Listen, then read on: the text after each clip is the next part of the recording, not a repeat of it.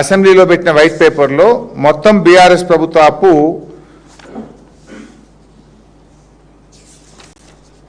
6,71,757 కోట్లని చూపించినారు. అది 6,71,757 కోట్లని వైట్ పేపర్లో పెట్టినారు. ఓకే, ఇది అసెంబ్లీలో పెట్టిన వైట్ పేపర్. జూపల్లి గారు ఏమన్నారు మొన్న, 8 లక్షల కోట్ల అని నేను చూపించకపోతే రాజీనామా చేసిపోతే మీ తెలంగాణ భవన్కి వచ్చి 8 చెప్పిండు. అదే జూపల్లి తెల్లారేం మాట్లాడిండు, 7 లక్షల కోట్లు అని 1 లక్ష తగ్గించిండు. నిన్న బట్టి గారు ఏం మాట్లాడిండ్రు, 821 ఎంతో పెంచిండు, మళ్ళీ ఇంత పెంచాడు. అంటే అసెంబ్లీలో ఒక మాట, జూపల్లిది ఒక మాట, బట్టి గారిది ఒక మాట, పబ్లిక్ మీటింగ్లో ఒక మాట, ప్రెస్ మీట్లో ఒక మాట, పూటకో మాట. ఇక మీ ఇష్టం ఉన్నట్టు పెంచుతారా? అది కూడా ఒకసారి చూపిద్దాం, శ్వేతపత్రం చూపి ఒకసారి బట్టి గారి బయట కూడా చూపి బాబు. జూపల్లి అయితే నేను మొన్ననే చూపించాను. 10 సంవత్సరాలు వీళ్ళు చేసిన అప్పు 6,71,757 కోట్లు ఇవాళ రాష్ట్రం మీద రుణభారంగా ఉంది అధ్యక్ష. నిన్నేమంటున్నాడు, ఉందా 1,77,000 కోట్లు అప్పు చేస్తే 2,08,620 కోట్లు కట్టే. నేను అడిగింది పెట్టలేను, సరేలే ఓకే ఉండను, అది కూడా అవసరం, నెక్స్ట్ అడుగుతా. సరే నిన్నేం చెప్పిండో మీరే చూసింది కదా, అన్ని పేపర్లలో హెడ్డింగ్ కూడా పెట్టింది, 8,21,000 ఏదో చెప్పిండు కదా. మొన్న 671 చెప్పిండు, నిన్న 820 చేసిండు. అంటే నీ ఇష్టం ఉన్నట్టు పెంచుతావా? ఇక 2 లక్షల కోట్లు పెంచేసినావు. అసెంబ్లీలో చెప్పింది నిజమని నమ్మాలా, నువ్వు పబ్లిక్ ఉపన్యాసం చేసింది నిజమని నమ్మాలా? అంటే ఇదంతా కూడా ఇవాళ మీ ప్రభుత్వం డిఫెన్స్లో పడ్డది. రైతులు మీ మీద తిరగబడుతున్నారు, విద్యార్థులు నిరుద్యోగులు మీ మీద తిరగబడుతున్నారు, ఇవాళ మహిళలు తిరగబడే పరిస్థితి వచ్చింది.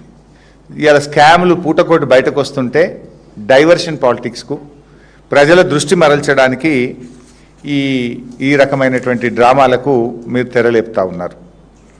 అసలు ఇంకోటి మీరు గమనించండి, వీళ్ళ అబద్ధాలు ఎంత స్పష్టంగా దొరికిపోతారంటే, ఇప్పుడు బట్టి గారు బయట ఉన్నారు, మళ్ళీ వినండి. బట్టి గారు ఎంత అప్పు చేసినామంటుండ్రు, కాంగ్రెస్ ప్రభుత్వం వచ్చినాక 1,72,000 కోట్లు అప్పు చేసినా అని ఇప్పుడు బట్టి గారు చెప్పింది కదా, మీరు విన్నారు. ముఖ్యమంత్రి అసెంబ్లీలో ఏమన్నాడంటే 3,40,000 కోట్లేమో అప్పు చేసినా ముఖ్యమంత్రి అంటాడు. ఇప్పుడు ముఖ్యమంత్రి మాట నమ్మాలనా, ఉప ముఖ్యమంత్రి నా మాట నమ్మాలనా? ఉప ముఖ్యమంత్రి ఏమో ఆర్థిక మంత్రి, ముఖ్యమంత్రి ఏమో is all and sole, is the head of the state. అసలు మీరు చేసిన అప్పు ఎంత అంటే మిమ్మల్ని ఎట్లా నమ్మాలి? మీ అన్ని అబద్ధాలు చూడండి. వైట్ పేపర్లో ఒకటి, పబ్లిక్ మీటింగ్ అప్పు, బీఆర్ఎస్ చేసిన అప్పుల మీద 4 రకాల ఫిగర్లు చెప్తారు. మీ కాంగ్రెస్ ప్రభుత్వం 2.5 సంవత్సరాల్లో చేసిన అప్పు కూడా ఉప ముఖ్యమంత్రి ఏమన్నాడో ముఖ్యమంత్రి ఏమన్నాడో ఒకసారి చూద్దాం. 1,77,000 కోట్లు అప్పు చేస్తే 2,08,620 కోట్లు కట్టే. రేవంత్ రెడ్డి పెట్టినా ఉందా?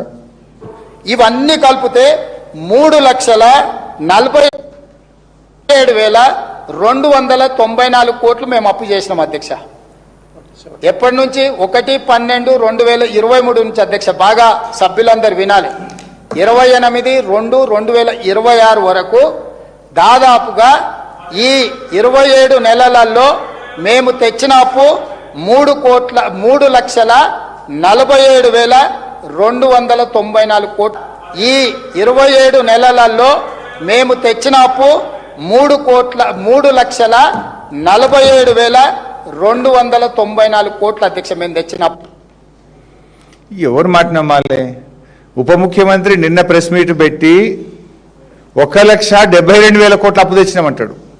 ఇది నిన్న అంటే June 3, 2026. దీనికంటే 27 నెలలు అంటే ఆ డేటు రేవంత్ రెడ్డి ఏ రోజు మాట్లాడింది అసెంబ్లీలో? మార్చ్ 18. అంటే మార్చ్ అంటే ఏప్రిల్, మే, జూన్ 3 నెలల కింద, జూలై 4 నెలల కింద. 4 నెలలు ఇంకా అప్పు పెరుగుతుంది కానీ తగ్గది. అంటే ఇప్పుడు 4 నెలల, ఇప్పుడు ముఖ్యమంత్రి ఏమో 4 నెలల కింద కాంగ్రెస్ ప్రభుత్వం చేసిన అప్పు 3,47,294 కోట్లు చెప్తాడు. 4 నెలల తర్వాత అప్పు పెరుగుతుందా తగ్గుతుందా? మేము చేసిన అప్పు 1,72,000 కోట్లు అని బట్టి గారు చెప్తారు. ఇదంతా గారెడి కాదా? ఇదంతా దగ, ప్రజల్ని మోసం చేయడం కాకపోతే అసలు ముందు ముఖ్యమంత్రి కరెక్టా, బట్టి గారు కరెక్టా, మీరు తెలుసుకోండి ఫస్ట్. అసెంబ్లీలో చెప్పింది కరెక్టా, పబ్లిక్ మీటింగ్లో చెప్పింది కరెక్టా? అసెంబ్లీ సాక్షిగా ముఖ్యమంత్రి గారు 3,47,000 కోట్లు అప్పు చేసిన అంటాడు. ఈయన గారేమో 1,72,000 కోట్లు అంటాడు. నిజంగా 3,47,000 కోట్లు 4 నెలల కింద. ఈ 4 నెలల అప్పు తీస్తే అది 4.5 లక్షలు దాటుతుంది. 31 నెలల్లో కాంగ్రెస్ ప్రభుత్వం చేసిన అప్పు 4.5 లక్షలు దాటింది. 10 ఏళ్లలో బీఆర్ఎస్ చేసింది 417 as per white paper, as per CAG 4,10,000. కానీ మీ అప్పు ముఖ్యమంత్రి ప్రకారం 347 4 నెలల కింద, 4 నెలలు కలిపితే 4.5 అవుతుంది మీది. 4,50,000 కోట్లు దాటింది మీ అప్పు. బట్టిగా నువ్వు కరెక్టా, మీ ముఖ్యమంత్రి గారు చెప్పింది కరెక్టా? అసెంబ్లీలో చెప్పింది కరెక్టా, బయట రోడ్ల మీరు చెప్పింది కరెక్టా?